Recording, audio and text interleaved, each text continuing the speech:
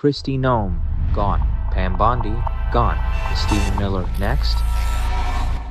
Stephen Miller is famously known to be the most unlikable figure in American politics. The Daily Beast is reporting the following: the wildly unpopular Trump advisor has seemingly gone into hiding. Stephen Miller retreats in humiliation after deadly misstep.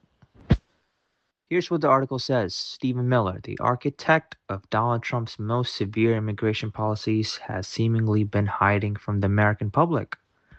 Miller, a longtime Trump advisor who serves as Deputy Chief of Staff for Policy and Homeland Security Advisor, has avoided public appearances.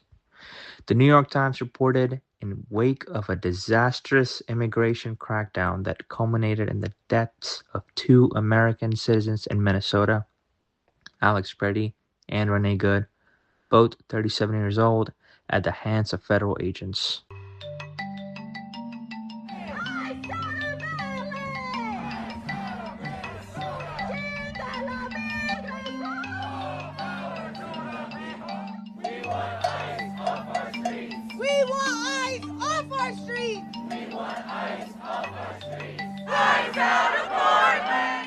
It was absolutely devastating to watch someone be executed.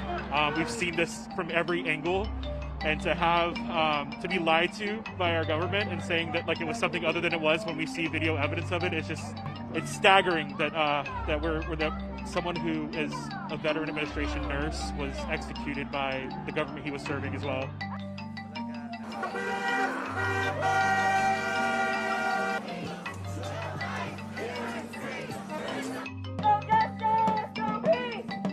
We need 10 times, 100 times more people. It's not going to stop unless everybody gets out in the streets. Like and subscribe if you like this content. Here's more of what the Daily Beast article says.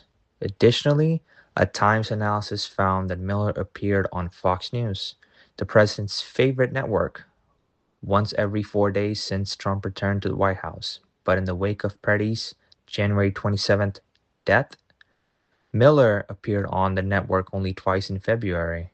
Despite a national outcry over policies he himself helped craft, polling in recent months ranks him among the most loathed political figures in the United States.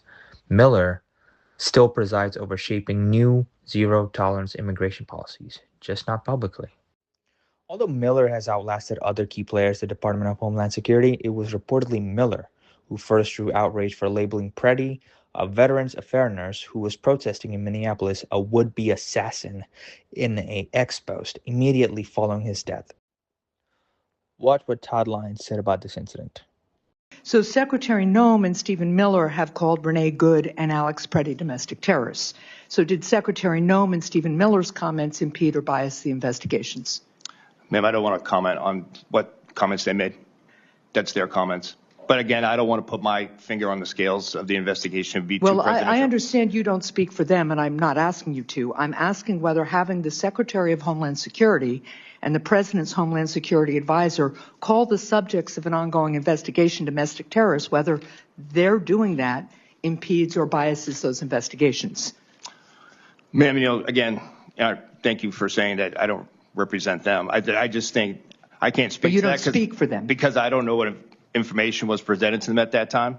So again, I don't want to. Look, your testimony doesn't make any sense. If it would impede or bias the investigations for you to say right now, when you know a lot more than we did right after the shootings, whether Renee Good or Alex Preddy were domestic terrorists, if you saying that today would impede or bias the investigations, then why wouldn't it impede or bias the investigations for Secretary Noem and Stephen Miller to say the same thing about the same people?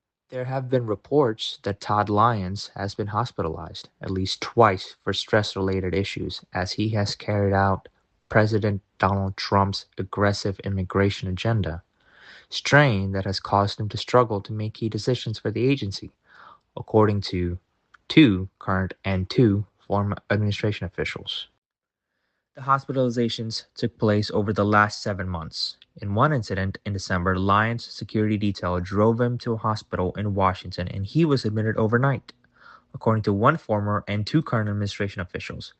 During an episode in September, 3 people said Lyons was hospitalized for at least one night. During these episodes, the current and former officials say that they saw Lyons break out into full sweat, with the face turning deep red. They also attributed this source of pressure to ramp up deportations to the White House and top advisor Stephen Miller, who yelled at Lyons during morning phone calls with administration officials, according to 4 people who were on the calls. Other officials disputed that Miller yelled at Lyons, with one saying that Deputy Chief of Staff was merely passionate. Watch what Senator Tillis has to say about Miller. So obviously there's no evidence that Alex Peretti was deranged or that he came to cause maximum damage with a loaded pistol. He had a license to carry, or that any Democratic leader was responsible for this tragedy. Does that give you any pause?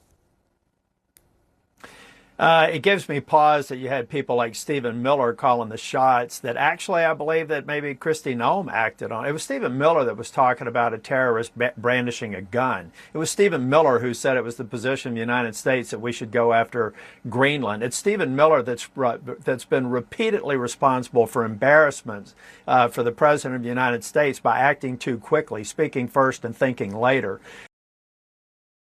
Watch what Stephen Miller said about Greenland. Can you rule out that the U.S. is ever going to try to take Greenland by force? Well, let me go back a step. The president has been clear for months now, so I know you're treating this as breaking news. The president has been clear for months now that the United States should be the nation that has Greenland as part of our overall security apparatus. The United Right, but States your wife posted that like hours after the Venezuela operation. No, but that's why it's newly relevant.